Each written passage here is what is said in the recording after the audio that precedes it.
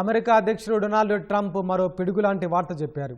October 1 నుంచి pharma దిగుమతులపై 100% సుంకాలు విధిస్తామని ప్రకటించారు. కిచెన్ పరికరాలు, బాత్రూమ్ వానిటీస్పై 50%, అప్హోల్స్టర్డ్ ఫర్నిచర్పై 30%, భారీ ట్రక్కులపై 25% దిగుమతి సుంకాలు విధిస్తానని తెలిపారు. అమెరికాలో ఇప్పటికే ప్లాంట్లు నిర్మిస్తున్న విదేశీ ఔషధ తయారీ సంస్థలకు 100% సుంకాలు వర్తించవని ట్రంప్ స్పష్టతనిచ్చారు. విదేశీ ఫర్నిచర్ సంస్థలు అమెరికా మార్కెట్ను వరదలా ముంచెత్తుతున్నాయని, జాతీయ భద్రతా కారణాలతో వాటిపై భారీ టారిఫ్లు తప్పనిసరని వివరించారు. విదేశీ తయారీ ట్రక్కులు, విడిభాగాలు దేశీయ ఉత్పత్తిదారులను దెబ్బతీస్తున్నాయని ట్రంప్ అన్నారు. తాజా సుంకాలు దేశీయ తయారీని పెంచుతాయని, ప్రభుత్వ బడ్జెట్ లోటును తగ్గించడంలో సాయపడతాయని ట్రంప్ వాదిస్తున్నారు. వ్యాపారులు తొలుత విధించిన సుంకాలకు అలవాటు పడుతున్న క్రమంలోనే ట్రంప్ కొత్త సుంకాలతో అలజడి సృష్టిస్తున్నారు.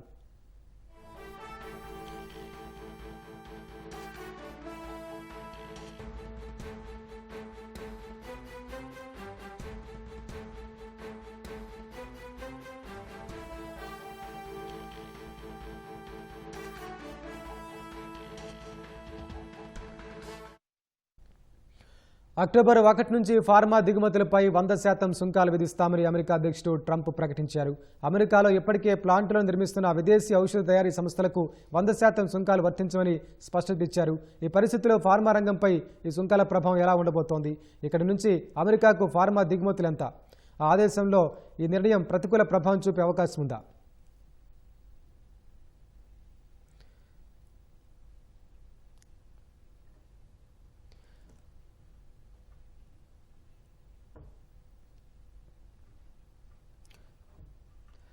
ఇదే అంశానికి సంబంధించి చక్రవర్తిని అడిగి తెలుసుకుందాం. సార్ చెప్పండి, ఈ పరిస్థితిలో ఫార్మా రంగంపై ఈ సుంకాల ప్రభావం ఎలా ఉండబోతోంది? నమస్కారం అండి, వీక్షకులకు శుభాకాంక్షలు. ఇండియన్ ఫార్మా రంగం మీద ప్రస్తుతానికి పెద్ద ఎత్తున ఎఫెక్ట్ అయితే వచ్చేది లేదు. ఈ ఉదయమే ప్రెసిడెంట్ ట్రంప్ ఇచ్చిన నోటిఫికేషన్ ప్రకారము is imposing 100% tariff on imported branded and patent drugs మీద 100% టారిఫ్ విధించాడు. అది అయితే కంపెనీస్ ఆల్రెడీ యుఎస్ లో మ్యానుఫ్యాక్చరింగ్ ప్లాంట్స్ ఉన్నా లేకుండా అట్లీస్ట్ గ్రౌండ్ బ్రేకింగ్ అయినా సరే వాటి మీద ఎగ్జామ్షన్ ఇస్తున్నారు.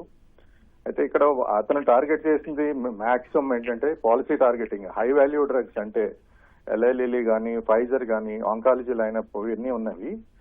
వాటి మీద ఎక్కువ ఎఫెక్ట్ పడుతుంది వాళ్ళకి. అయితే జెనరిక్స్ స్పేర్ చేయడం జరిగింది ప్రస్తుతానికి. అప్సైడ్ అంటే వాళ్ళ ఉద్దేశం ఏంటంటే థౌజండ్స్ ఆఫ్ యుఎస్ లో బయోటెక్ జాబ్స్ అన్ని కల్పిద్దామని, నార్త్ కేరళని కానీ, మ్యాసచ్యూసెట్స్ కానీ చేద్దామని చెప్పి వాళ్ళ ఉద్దేశము. ఈ హై వాల్యూ డ్రగ్స్ అన్ని ఓన్లీ యుఎస్ఏలోనే మ్యానుఫ్యాక్చర్ చేయాలని ప్రెసిడెంట్ ట్రంప్ ఉద్దేశము. ఇక ఇండియాకు వస్తే ప్రస్తుతానికి మనము దాదాపు $10 బిలియన్ ఎక్స్పోర్ట్ చేస్తున్నాము. ఇప్పుడు మాక్సిమం జనరిక్ డ్రగ్సే ఉంటాయి అందులోను. అయితే ఇప్పుడు వచ్చి మనం సేఫ్ గా ఉన్నాము అంటే ప్రస్తుతానికి అయితే ఉన్నాము. 40 to 50% share of US generics మొత్తం యాంటీబయాటిక్స్ అనండి, క్రానిక్ మెడిసిన్స్ అనండి ఈ టారిఫ్ లోకి రావు. ఇప్పుడు ఛాలెంజెస్ అయితే ఉన్నాయి ఫ్యూచర్ లో. బ్రాండెడ్ జనరిక్స్ కి, ఇన్నోవేషన్స్ కి, వాటికి ఇప్పుడు మనం వెళ్దాం అనుకుంటున్నాము. వాల్యూమ్ నుంచి వాల్యూలోకి వెళ్దాం అనుకుంటున్నాం. దానికి కొంచెం దెబ్బ తగులుతుందని చెప్పొచ్చు. సన్ఫార్మా కానీ ఇట్లాంటి కొన్ని కంపెనీలు బ్రాండెడ్ డ్రగ్స్ చేయడానికి ఉపక్రమించినవి. వాటికైతే ఇప్పుడు 100% టారిఫ్ వస్తే ఏంటి అన్నది డిసైడ్ చేసుకోవాలి వాళ్ళు. అంటే కస్టమర్ కి మనం పాస్ ఆన్ చేస్తామా ఇన్ కేస్ 100% టారిఫ్ విధిస్తే, లేదా వాళ్లే తీసుకుంటారా అన్నది చూడాలి. బట్ ఎనీవే ప్రస్తుతానికైతే ఇండియన్ ఫార్మా అయితే సేఫ్ గానే ఉందని చెప్పొచ్చు. చక్రవర్తి గారు, ఆదేశంలోనూ ఈ నిర్ణయం ప్రతికూల ప్రభావం చూపే అవకాశం ఉందా అమెరికాలో కూడా? ఖచ్చితంగా అండి. ఇది ఓవరాల్ గా ఏంటంటే హెల్త్ కేర్ మీద చాలా ఎఫెక్ట్ పడుతుంది. ఒక అంచనా ప్రకారము మనం దాదాపు $9.5 బిలియన్ వర్త్ మనం యుఎస్ కి ఎక్స్పోర్ట్ చేశాము. అంటే కేవలం 10 బిలియన్ లాగే కనబడుతుంది. కానీ యుఎస్ హెల్త్ కేర్ సిస్టమ్ మీద అది దాదాపు $250 బిలియన్ హెల్త్ కేర్ దానికి సేవింగ్స్ వాళ్ళకి మన దగ్గర నుంచి ఇంపోర్ట్ చేసుకోవడం ద్వారా జరుగుతుంది వాళ్ళకి. ఒక అంచనా ప్రకారం లాస్ట్ 1 డికేడ్ లో ఆల్మోస్ట్ $1.3 ట్రిలియన్. అంటే యుఎస్ యొక్క హెల్త్ కేర్ అంత బాగుపడుతుంది మన వల్ల అని చెప్పి ఇండియా నుంచి డ్రగ్స్ ఇంపోర్ట్ చేసుకోవడం వల్ల, మన ఎఫోర్డబుల్ డ్రగ్స్ ఇంపోర్ట్ చేసుకోవడం. They cannot afford to go anywhere అండి. ప్రస్తుతానికి ఉన్నవి కానీ, కాంపిటీషన్ ఉన్నవి కానీ ప్రస్తుతానికి అయితే ఇంత పెద్ద ఎత్తున వాళ్ళు చేసుకోవడం అసంభవం. కాకపోతే మనకేంటంటే ఫ్యూచర్ లో బ్రాండెడ్ డ్రగ్స్ కి దిగి వెళ్ళడానికి, వాల్యూ బేస్డ్ వెళ్ళడానికి కొంచెం మనకి రోడ్ మ్యాప్ ప్రాబ్లం అవుతుంది. కానీ అట్లాని మనం చెప్పడానికి లేదు.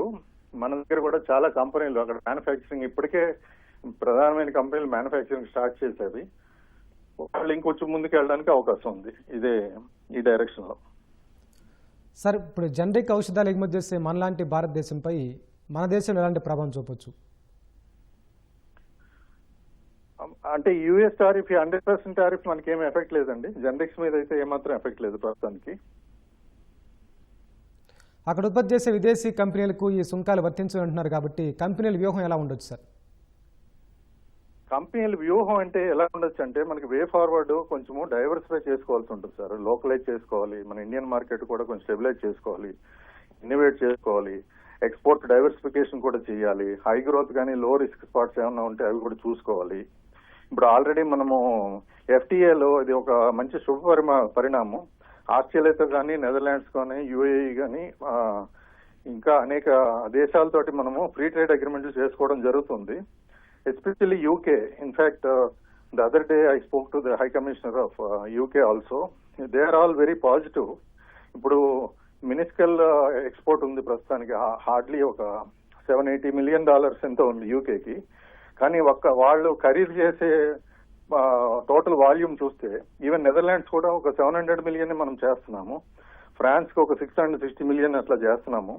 ఈ ఎఫ్టీఏ తర్వాత ఈ అన్నిటికి యూఈతో కూడా మనం ఎఫ్టీఏ చేయడానికి ఉపక్రమించాము.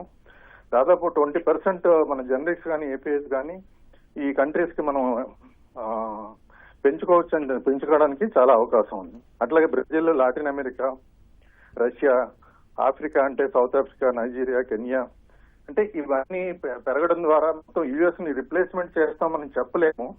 కానీ ఇది బ్లెస్సింగ్ ఇన్ డిస్గైజ్ అని చెప్పాలి. ఒక అవకాశం కింద కూడా మన ఇండియన్ మెడిసిన్ మ్యానుఫ్యాక్చరర్స్ ఉపయోగించుకోవడానికి ఇది ఒక పెద్ద అవకాశం ఇది. ధన్యవాదాలు చక్రవర్తి గారు.